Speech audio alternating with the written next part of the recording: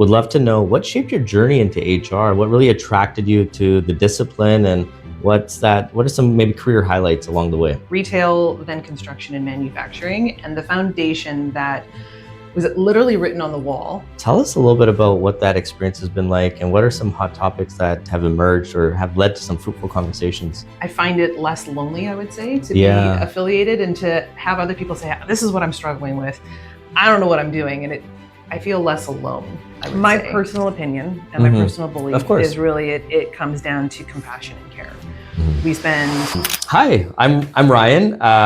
You guys know me. Your HR outsourced HR director from PeopleWise Solutions. Today joining me is Jennifer Lowe from PHL Capital. Jennifer, welcome. Would love to know a little bit about who you are, what you do, and a little bit about PHL. It's a lot there. So my name is Jennifer Lowe. I am the Director of People and Culture at PHL Capital. I've been here for coming up of 2 years, and I've been in the world of HR for 20. I got my start off in retail, where I worked for about 6 or 7 years, followed by a long stint in restoration, manufacturing, and now working in the finance industry. Awesome. Yeah. That is an exciting journey, and I'm sure we're going to get into a lot more of those details. Would love to know a little bit about PHL. What do they do? What does PHL stand for? I can't tell you. Okay. It's a big secret. Top It's a big secret. Yeah, I tell you, but then I have to kill you. PHL Capital Corp, we've been around for 20 years. We're actually hitting our 20 years this July, which is very exciting. Amazing. And we are a mortgage investment corporation. So it's really two pillars of our business. The first one being investments. So we have two different funds, one called Mortec, one called Oak Hill. Essentially, it's RSPs, TFSAs, accounts, and investments. We take those and they go out into alternative mortgage loans. So basically, when big banks and credit unions deem a mortgage a little risky or too risky for their portfolio, we will take a look at it, and our underwriters will evaluate it and see if it's a good investment, and the money comes full circle back to our investors. So there's a lot of nuance within the business. I've learned a lot. I didn't know much about finance or investments prior to joining PHL, apart from having my own mortgage. Okay, but it's been a great journey. Awesome. Well, thanks for sharing that. Thanks. And would love to know a little bit about your background in terms of, it sounds like you got a lot on your plate. You're doing a lot shaping this organization. But before we dive into that type of stuff, would love to know what shaped your journey into HR? What really attracted you to the discipline, and what are some maybe career highlights along the way? So my journey started off in retail, and the bulk of my career was in retail, then construction and manufacturing. And the foundation that was literally written on the wall at the first company I worked with was about fostering the best employee experience will create then a great client experience. Or I think it was more along the way that we foster, I think of this now. I don't remember the actual verbatim. The best way to foster... But I think you got the spirit in which it was. The way that we impact the customer experience is providing an exceptional employee experience. Beautiful. So that has been a guiding sort of North Star for everything that I've ever had, is how do we create the optimal best employee experience, giving the employee everything they need, from the tools, the training, making sure they understand their pay, they have a great leader, then they can go do their job and deliver on the customer. Beautiful. Yeah. Beautifully said. And I couldn't agree more. I use the analogy of Northern Lights as almost an analogy for culture at an organization. And it's like, what does our culture say? How do we perform when people are not watching us, or if we're not accountable or reporting to something? Like, what is the unspoken or unwritten rules on how people actually conduct themselves? And the spirit in what you just said, it's like, regardless of the situation, regardless of circumstances, you're taking care of your employees, and as a result, it translates to being taking care of your clients, which results in other benefits to the organization. Absolutely. Awesome. And any career highlights that you feel have really shaped, what led you to kind of where you're at right now? Probably one of the highlights, thinking off the top of my head, I worked in the restoration industry for 9 years and ended up becoming the vice president of HR there, which was amazing. And a title that I never really aspired to have, I'm really proud of. Yeah. I've been a director for the last 4 years, which really, I think for me personally hits my sweet spot, because I like the tactical, operational, hands-on. Yeah. I like a little bit of administration still. I still love the thrill of, hiring a great person that's starting their career, and you lose that access the higher you go. So I would say having that on my, on my overall resume of life, to say I was at that, I'm still an executive now, but I was really proud of that. And I would say being recognized by my peers and the leadership team that I worked with to get there was a highlight for me. Beautiful. And I don't think you're doing yourself justice, because you've done some amazing work with CPHR. And I've really come to respect and admire the way you facilitate some of these meetings with subject matter experts, senior HR professionals. Tell us a little bit about what that experience has been like, and what are some hot topics that have emerged or have led to some fruitful conversations? So I've been more involved with CPHR, I would say, for the latter half of my career now. And a lot of it is because I have often been the only HR person with an organization. Okay. And so I have a lot of a really strong network. I would say I have a big Rolodex, even though people don't have business cards anymore.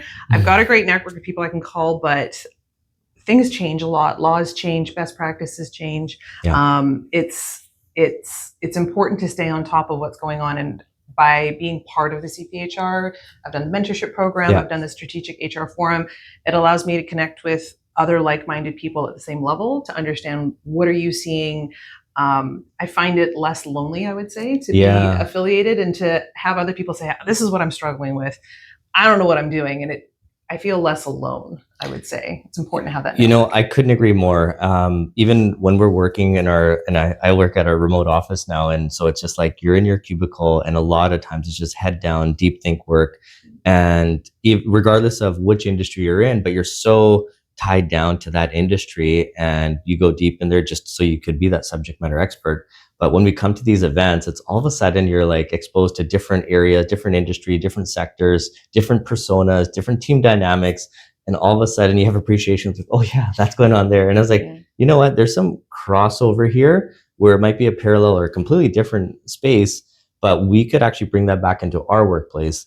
And once we apply those, it just brings a fresh initiative, fresh blood, so to speak, into the organization. And that's really impactful, really meaningful. I'd love for you to put me in a bit of the hot seat and ask me any questions that you feel might be exciting or unknowns, or what do you think's going on? I would say, because you work with so many different clients at different spaces, I've been predominantly in the private space for a long time. Right. I'd be curious, what are the hot button topics that you're hearing most from organizations when they're calling you saying, Ryan, I have an emergency, I don't know what to do. What are the trends that maybe you're seeing now that you didn't see 10, 15 years ago? Great question.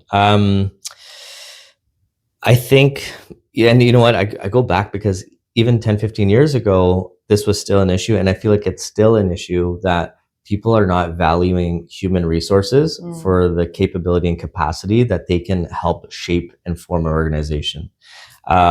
My focus is working with small to medium-sized businesses, usually starting with 5 employees and right up to about 100 is kind of the sweet spot. And what I've noticed is there's individuals that want to do it all. And I'm guilty of this too. As a founder of my business, sales, marketing, accounting, and then there's client deliverables, and then keep my customers happy. And then there's the network aspect. So there's so much to go. And I'm just going to use an example. Let's say we're talking about an auto body that I'm supporting right now. They are really good at the technical aspect, really good with technology, but they've really underdeveloped their people, or have not invested in their people. And as a result of that, they're a little bit behind on that. Customer service is taking a hit and things like that. So when you're able to kind of dive into that, like essentially putting your hand up for help. It's like, hey, I think it's time to invest in HR, or I think I need to bring HR to the table so that I could do the work that I need to do. I think as I've grown as an HR professional, I've seen the difference between what transactional HR is and transformational. And so oftentimes organizations bring in a very junior or entry-level HR, and they're so focused on the transactional stuff.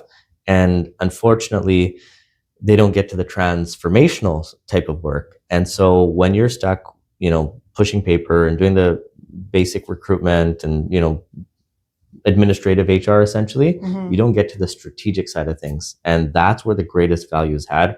Whether it's now, whether it's 10, 15 years ago, people still undervalue that piece.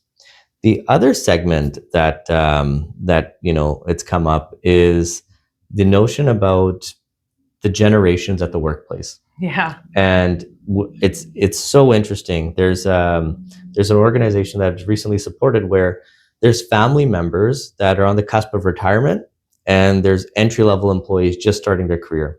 Right. And we have, individuals like ourselves, we're kind of like mid-tier, where we have like emerging families or growing families, a lot of responsibilities, helping support our parents, helping raise our kids, and bringing all of those dynamics, whether it's learning to create credibility for yourself as an emerging HR professional, or if you're looking at the next chapter of your life and what does retirement look like? What does that personality type look like? So when you take a look at all these different generations, what are those team data, and how do you really cultivate and learn from all those individuals and their experts that they have? One of the questions I was asked earlier was, is Gen Z lazy? Is Gen Z lazy? And that's something that I'll ask you your thoughts on that too. But there's a concept that I've heard recently, and this is going to go way off. So I'm going to get some interesting reviews on this. But have you heard of the Flynn effect?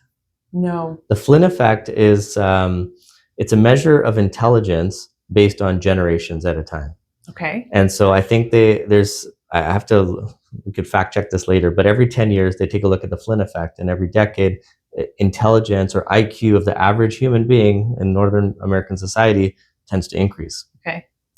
For the first time, the Flynn effect has been disproven. And so we could draw whatever conclusions we want from that, but and I'm not attributing it to Gen Z, but what I am saying is that there's different dynamics that come from different individuals and different learning styles. Right. I'm not saying that they're dumb or anything like that, but Gen Z is just right where Gen X is now. Well, what I would say is you really have to adapt your management style. Yes. And so every culture, every generation is going to learn in a different capacity. They're going to want to learn, whether it's applications of adult learning theory in different styles, but it's just got to be tailored to them, so that almost if it's gamified, or there's different avenues to do that, but really appealing to the generation and making sure that they get passionate behind it so they can emerge as subject matter experts. Would love your take on it. I mean, when it comes to is Gen Z lazy, this is the question that every generation has had for the next, the upcoming generation coming in, and we'll hear it for Generation Alpha when they come up next. And I remember as a young professional, I am technically a millennial, depending on which chart you're looking at, or I think a zennial, sort of in that late space of late 70s, early 80s. So still the traditional childhood without the digital impact.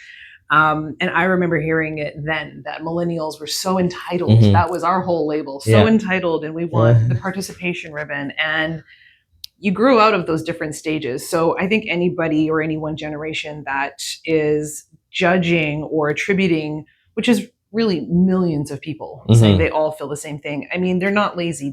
They haven't had the 30 years work experience that the rest of us have had. So it really comes down to that. As far as working with different generations, there's definitely attributes or things that you can assume people are going through in their stage of life, right? Whether you're in your 30s, or you have kids and first-time homeowner, or airing retirement, or caring for aging parents. You can assume, but at the same time, every person, and I think within HR and people in culture, you have to meet people where they're at. And it always comes down to having meaningful conversations, not assuming I know where you are in your life, but rather hearing their perspective and where they're coming from. Because when I look at the beliefs and characteristics of generations, I always feel more like a Gen X, right? Sort of that latchkey kid. Without technology, we didn't have a computer till I was almost 18. So I'm like, I don't really hit the whole digital native piece in there. But yeah, I think people need to be a little bit more curious. Okay. Another question that, is kind of emerging in today's world is the future of HR. And I don't think a podcast would be complete without the concept of chatting a little bit about AI, but maybe instead of talking about how it's disrupting and, what it's doing, how are you currently using it to kind of augment the work that you do?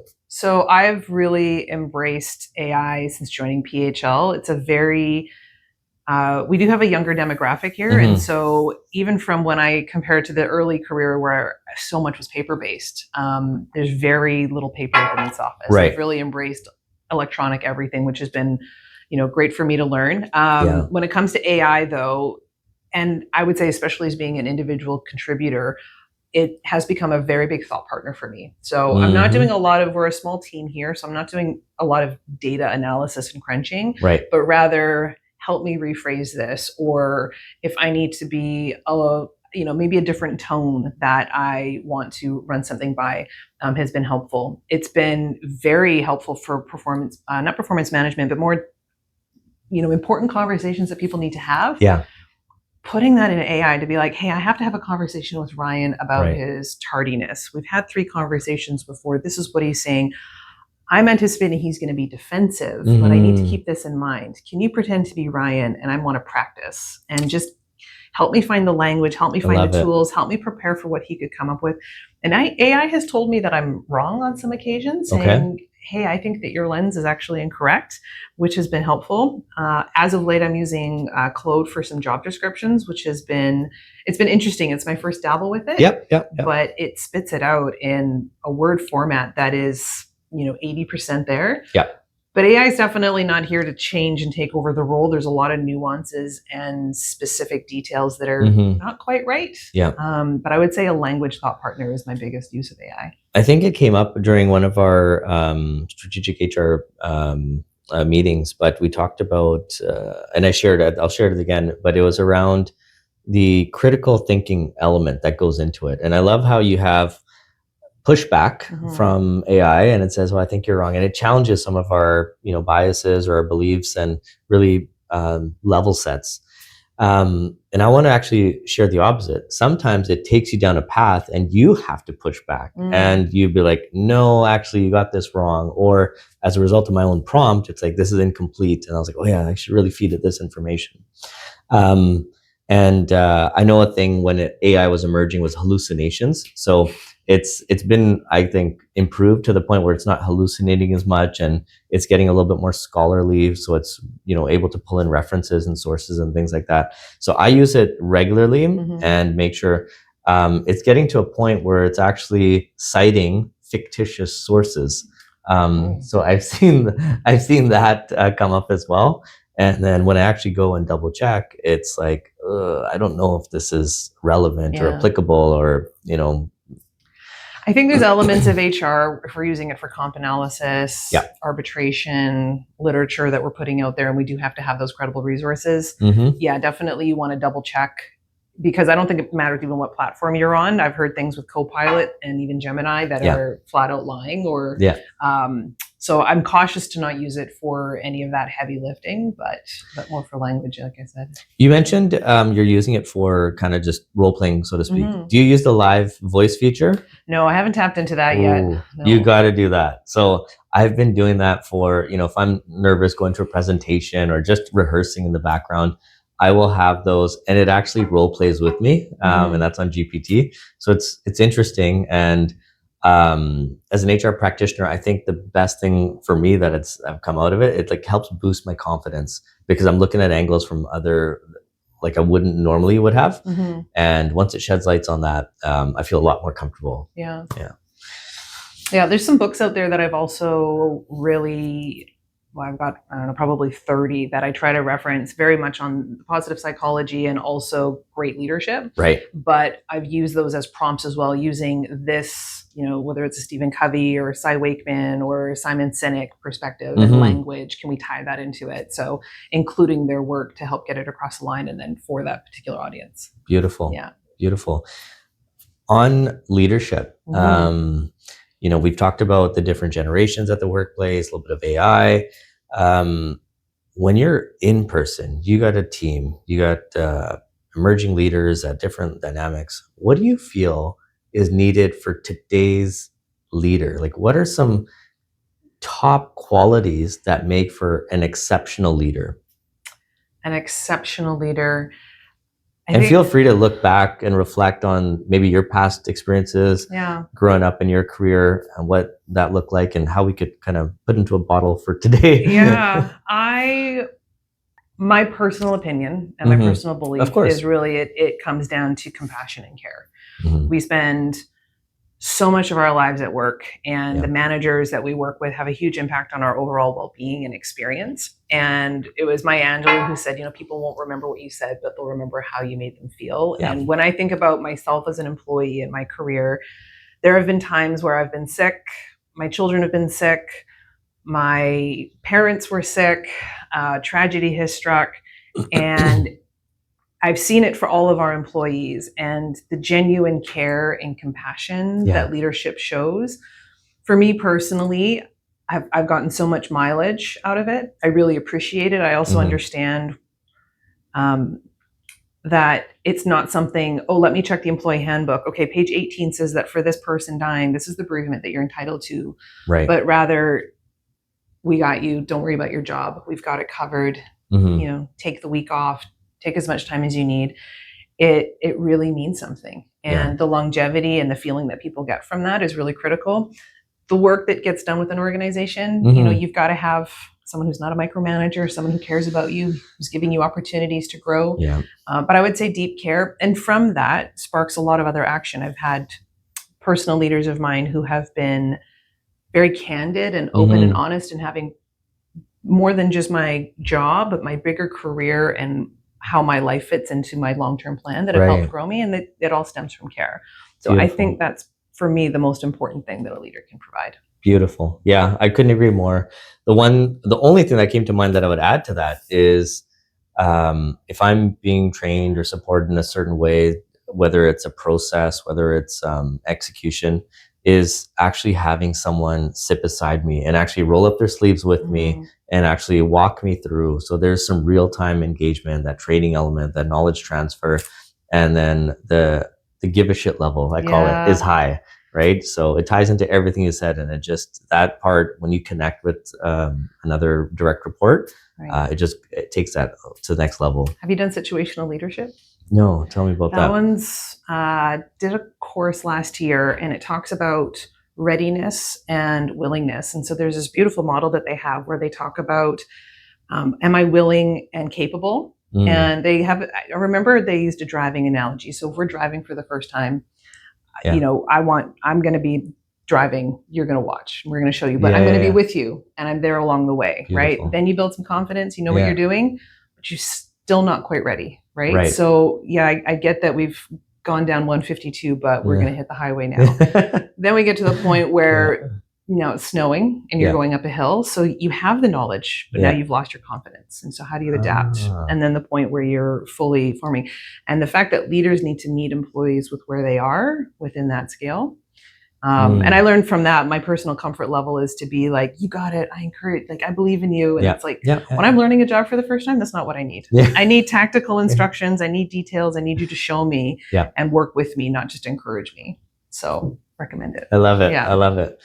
As I was just coming into the building today, and this, I would attest to a lot of the great work that you're doing, but I just felt the energy of the place and the way people carry themselves, the way they talk, the way they chat. What would you attribute? Because I know you're doing a lot of strategic work, a lot of the transformational as well as transactional, but what would you attribute to, that energy that you've created at this organization? Yeah, our values are really important here. So when I came on board, we had some focus groups with the staff to really understand what are our values. For me as an HR professional, and especially for people in culture, taking a different angle with it, it's very important to have clarity about what we stand for. And because PHL is wanting to grow, it's what are we trying to scale and what are we trying to hold on? What's the secret sauce that we want to make sure we don't lose? And so it comes down to passion, right? Really caring about what we do here. Teamwork was huge. There's a sense of collaboration that the organization here has, and they really don't want to lose that. And that comes from intention, right? Saying good morning to people, making eye contact, saying hello, having an impact, making sure that our work contributes to the bottom line, integrity and trust. So that's a huge one for me in HR. And it's really defined as respecting the balance of give and take. Right. So I don't want to have to look at page 39 of the manual to say this is what you need to do. I trust you. You're an adult, right? And we're gonna. I believe that you're going to do what you say you're going to do. And then the last one is growth, right? This idea that we're continuously pushing ourselves, stepping outside of our comfort zone, doing a podcast on camera that we're not used to. But I would say our value of teamwork in particular is what we really see here, because we are very lucky to have a small team. There's about 30 of us in the office if we're all here. Very nice. And we get to know each other. We spend a lot of time together, and awesome. Everybody just wants to have fun at work. Cool. Yeah. Now, as we kind of winding down here, I wanted to ask you a little bit about the next 6 months in HR. I know we don't have a fortune teller, like a cue ball. What do you call it? Crystal ball. But based on what we're seeing in the market, based on some softness and even employees trying to constrain their workforces, geopolitical events taking place, money drying up in the markets, things like that. Actually, it's flooding in right now. But from an HR perspective, do you foresee anything coming up in the next little bit that we, as HR professionals, as team leaders, as CEOs, we need to really start thinking about these things? Does anything come to mind? Anything emerging?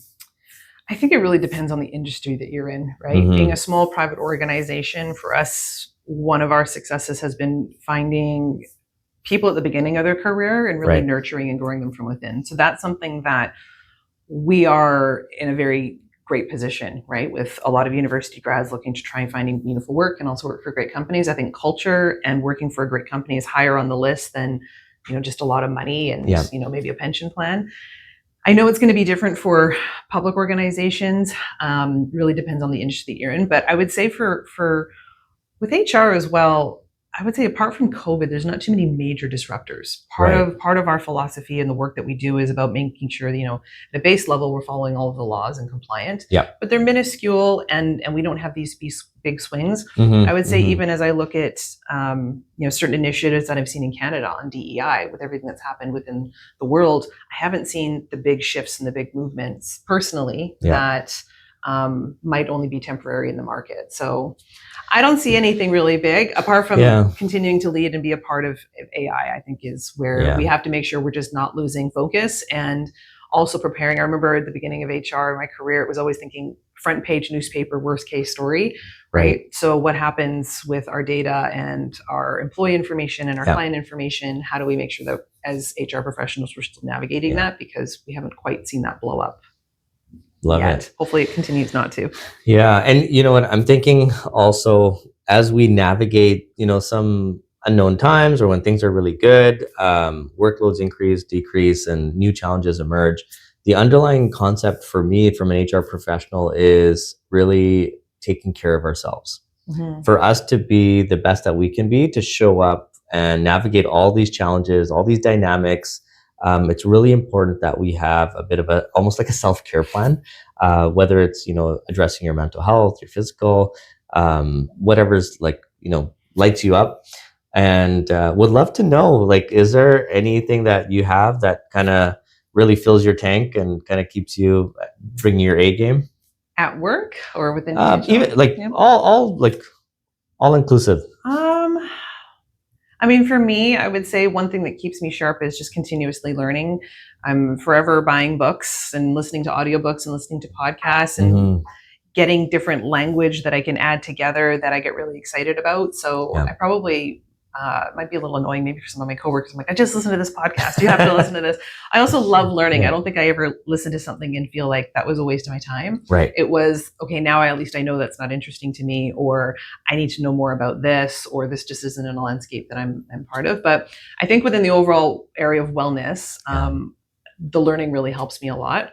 I will say we have some pretty ambitious goals here at PHL. And so one of the things that I've also been focused on is making sure that our team has the tools to make sure that they're healthy. And so we actually had a sleep consultant come in a couple of weeks ago. Sorry, you said sleep consultant? Well, sleep consultant, she's an HR advisor and speaker, but she spoke specifically about sleep for 90 minutes. She said that her inbox in this year is blown up with organizations that are needing help because we're understanding how valuable sleep is. We can 100%. Go a day without water. We can go a day without exercise. We can go a day without taking our vitamins, but a day without sleep really messes with you cognitively. So if we want everyone to be laser focused on the work that we want to do, it's important to make sure that we're taking good care of our sleep. On that note, and I'm sure you're going to dive into this, but I've actually implemented a bedtime alarm for myself. Okay. So everyone has an alarm to wake up in the morning. Yeah, it buzzes, goes off. But now I have a reminder. It goes off at 9:15, so that I'm like, oh right, yeah, I should prioritize sleep again, Okay. and then start my bedtime routine. 9:15? Yeah. Yeah, I mean, there's a lot of things. One of the takeaways was to have protein right before bed, and that can help you stay asleep. Interesting. Yeah, and different types of vitamins. And we all know to be off of our phones, but from a workplace perspective, it's all making sure we're not emailing people and texting people and turning notifications off has been really helpful. But that, in addition to financial planning, I was at a symposium recently, and they said the number one factor that's keeping most Canadians up right now is financial stress. So how do we do that? Is it education around our RSP plan? Is it education around our benefits? Is it supporting, workers who have student loans? How do we support them there? Okay. So employers also making sure that we're aware of what's going on in the market and supporting our people. Very cool. Yeah. Very cool. Well, you know what, Jennifer, really appreciate the time you've taken for us. And again, it's just two HR professionals geeking out today, talking about some hot button topics. I'm sure you may have some questions for us. I'll put Jennifer's contact information, my contact information. You're more than happy to reach out and, just want to help support the HR community, the leadership community in whichever way we can. Thank you. Thanks, Ryan. Absolutely.